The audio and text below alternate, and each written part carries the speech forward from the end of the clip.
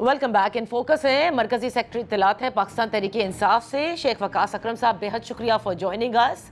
شیخ صاحب، کیوں ایسا ہوتا ہے ہمیشہ کہ جب کوئی بہت امپورٹنٹ مسائل ہیں اور آپ دیکھ رہے ہیں کہ اس وقت ایران کے اوپر اسرائیل نے اور امریکہ نے جنگ مسلط کی ہوئی ہے، ایسے میں اگر ایک قومی میٹنگ کے لیے بلا لیں حکومت، آپ لوگوں کی جب موجودگی نہیں ہوتی تو پھر یہ موقع ان کو آپ نے خود دیا کہنے کا کہ قومی مفادات پر ذاتی مفادات کو ترجیح دی جاتی ہے، یعنی ملاقات کی بات شروع کر دیں گے، کہیں گے ہم نہیں آ رہے. ایسا کیوں ہے؟ دیکھیں، پہلی بات تو یہ ہے کہ وہ کیا کہتے ہیں اور کیا نہیں کہتے یہ میٹر نہیں کرتا. نہ ہمارے لیے میٹر کرتا ہے اور نہ پاکستان کی عوام کے لیے میٹر کرتا ہے. ہمیں پاکستان تحریک انصاف کو فارم 47 کی گورنمنٹ اور فارم 47 سے استفادہ حاصل کرنے والی سیاسی پارٹیاں، چاہے وہ کسی صوبے میں حکومت میں ہو چاہے وہ سینٹر میں ہو، ہمیں انہیں باور نہیں کرانا یا قائل نہیں کرنا کہ ہم قومی مفادات کے کتنے حق میں ہیں. پاکستان تحریک انصاف ہمیشہ نیشنل سیکیورٹی، نیشنل یونٹی کو ہر چیز سے آگے رکھتی ہے. سخت فسائیت اور سخت وکٹمائزیشن کے باوجود جب ہندوستان کا مارکہ ہمارے جوانوں نے مارا، پاکستان تحریک انصاف کے قائد سے لے کے ایک جوان تک ہمیشہ ان کے ساتھ رہا. افغانستان کے 100 جو ہے پالیسی کے، آئیڈیالوجی کے ایشوز ہونے کے باوجود جب یہ حملہ ہوا، اس میں بھی پاکستان تحریک انصاف کی جو اسٹیٹمنٹ ہے وہ آپ سب کے سامنے ہے. ہم نے یہی کہا کہ ہم جوانوں کے ساتھ کھڑے ہیں. ہم شہداء اور غازیوں کی عزت اور ان کو سلام عقیدت پیش کرنے والی پارٹی ہے. صحیح. بات یہ ہے کہ یہ واحد پاکستان کی پارٹی ہے، سیاسی پارٹی، مین سٹریم نیشنل پارٹی، جس نے فوری ری ایکشن دیتے ہوئے ایران اسرائیل جوائنٹ سٹرائکس کو کنڈیم کیا، اور جو شہادتیں ہوئی ایران کے اندر، خامنائی صاحب سے لے کے ایک چھوٹی معصوم بچی تک جو وہاں شہید کی گئی، اس پہ پاکستان تحریک انصاف نے کھل کے لفظ امریکہ اور اسرائیل استعمال کیا. بالکل. یہ حکومت امریکہ کا لفظ منہ سے نکلتے ہوئے ان کو موت پڑتی ہے. یہ بورڈ آف پیس کے ممبر بنے، ہم نے تب کنڈیم کیا. ہم نے کہا کہ انہیں پارلیمنٹ کو اور قوم کو اعتماد میں لینا چاہیے، نیتن یاہو کے ساتھ نہیں بیٹھنا چاہیے. صحیح. ہم یہ سمجھتے ہیں کہ آپ نے جو کرنا ہے، جو کیا ہے، وہ آپ فیصلہ کر چکے ہیں. ٹھیک ہے. اب آپ کو ہمارے پنجابی میں کہتے ہیں کہ گونگلوں سے مٹی اتارنے کے لیے یا پلیتھن لگانے کے لیے آپ سب کو بلا رہے ہیں. وہ بھی ہم یہ کہہ رہے ہیں کہ آپ پارلیمنٹ کو، پوری پارلیمنٹ کو جس میں تمام پارٹیاں شامل ہیں، تمام اپوزیشن کے M N As, M P S یا ایم این ایز شامل ہیں، آپ ان کو بریفنگ دیں، سیکورٹی بریفنگ. وہ بھی پاکستان کے حوالے سے سیکورٹی کے معاملات جاننے کے اتنے ہی اہل ہیں جتنے آپ 2-4 بندوں کو وہاں ایک فوٹو آپ کے لیے پرائم منسٹر ہاؤس کے اندر بلا کے.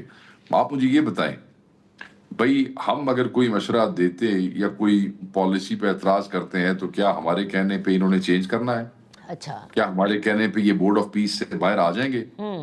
لیکن کیا دیکھیں، یہ ڈرامے کرنے کا وقت نہیں ہے. اچھا، لیکن افغانستان والے معاملے پہ ہم نے کہا نہیں ہم جوانوں کے ساتھ کھڑے ہیں. لیکن شیخ صاحب، ابھی حذیفہ رحمان میرے ساتھ تھے، وہ کہتے ہیں جب میں نے ان سے پوچھا نا کہ آپ in session, in camera meeting joint session parliament کا بلائیں تاکہ ہر پارلیمنٹیرین کو اعتماد میں لیا جا سکے کہ ایک سفارتی طور پر ہم کہاں ہیں، کیا پلان کیا ہے، تو کہنے گے کہ پھر وہ جس طرح سے ان کو حکومت کو یہ ایک طرح سے ڈر ہے کہ جو پھر پوری دنیا میں اس کے وہ جاتے ہیں ویژولز کے، جس طرح سے آپ لوگ ایکٹ کرتے ہیں، تو کہنے کہ یہ ہم نہیں چاہتے، اور شاید یہی وجہ ہے کہ جس کی وجہ سے ہم نے ابھی تک نہیں بلایا. یہ بچہ ہے اور اس کو چھوٹا نوجوان ہے، اور اس کو شہباز شریف نے جو ہے وہ وزیر بنا دیا ہے. سیاست سے اس کا دور دور تک کوئی تعلق نہیں ہے. میں یاد کرا دیتا ہوں کہ جس وقت 9/11 ہوا اور جس وقت اس سے پہلے، اس سے بعد، وہ آپ کو یاد ہے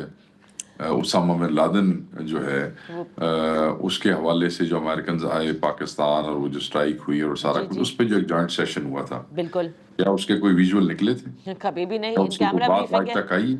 آج تک لوگوں کو نہیں پتا کہ وہاں پہ کیا ہوا تھا. اس جوائنٹ سیشن کے اندر D G M O general Pasha نے، جو اس وقت کے ڈی جی ایم او تھے، دونوں سینٹ اور نیشنل اسمبلی کو ایک ایم این اے نے، کئی گھنٹے کا اجلاس تھا، مجھ سمیت، ہم نے سوالات پوچھے. صحیح. یہ مجھے یاد ہے فضل الرحمان کی پارٹی کے لوگ تھے, انہوں نے بڑے سوال پوچھے, ایم کیو ایم نے سوال پوچھے, آرمی چیف وہاں پہ موجود تھے, نیول چیف موجود تھے, ایئر چیف موجود تھے. صحیح.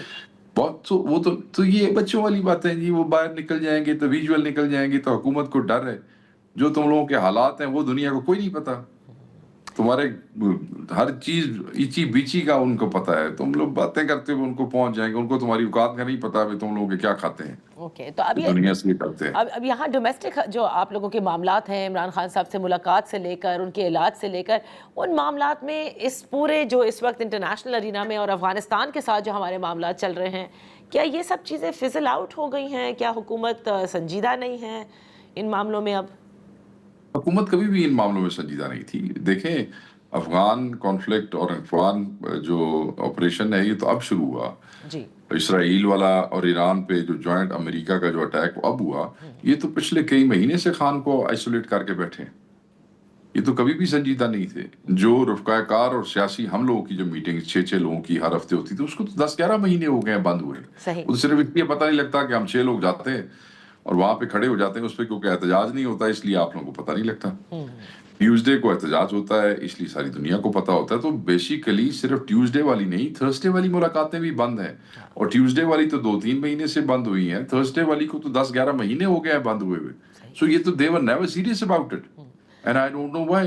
ان کو یہ ڈر ہے کہ ویژول باہر نہ چلے جائیں, ان کو یہ ڈر ہے کہ عمران خان اندر سے کوئی بات نہ. یار تم لوگوں کا دماغ خراب ہے, مطلب ایسے آپ ملک کو چلا سکتے ہیں تو اب اور کب تک ایسے چلا سکتے ہیں؟ اوکے, تو اب یہ جو سہیل آفریدی صاحب نے ایک فورس کا کہا اور وہ رہائی فورس کا انہوں نے نام لیا, تو کیا پارٹی آن بورڈ ہے؟ آپ لوگ سب سمجھتے ہیں کہ ایسی کوئی فورس ہونی چاہیے؟ دیکھیں, انہوں نے ایک اعلان کر دیا تھا خود سے, اور پھر اس کے بعد جو ہے پولیٹیکل کمیٹی کے ایجنڈے کے اوپر ان کی طرف سے یہ پیش کیا گیا, کیونکہ پولیٹیکل کمیٹی نے کہا کہ آپ نے یہ وہاں اعلان کیا ہے, بٹ کسی کو تو کچھ پتہ ہی نہیں یہ فورس ہے کیا, کیسے بنے گی اور کیا ہوگا. تو اس پہ انہوں نے ایکسپلین کیا. اس پہ پولیٹیکل کمیٹی کے جو تحفظات تھے وہ انہوں نے کانسٹیٹیوشن کے مطابق, جو عمران خان صاحب نے جو ہے جب اس پارٹی کی بنیاد رکھی, تو جو ونگز تب سے بنیادی طور پہ کام کر رہے ہیں, اوبیسلی وہی اس پارٹی کو یہاں تک لے کے آئے ہیں.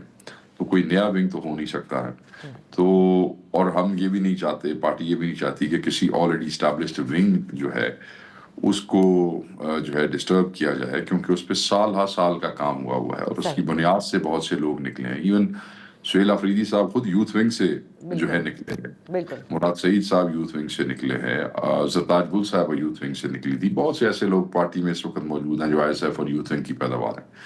تو یہ بڑے مضبوط ونگز ہیں, کوئی بھی چیز جو ان کو کمپرومائز کرے وہ تو اینی وے ایکسیپٹیبل نہیں ہے.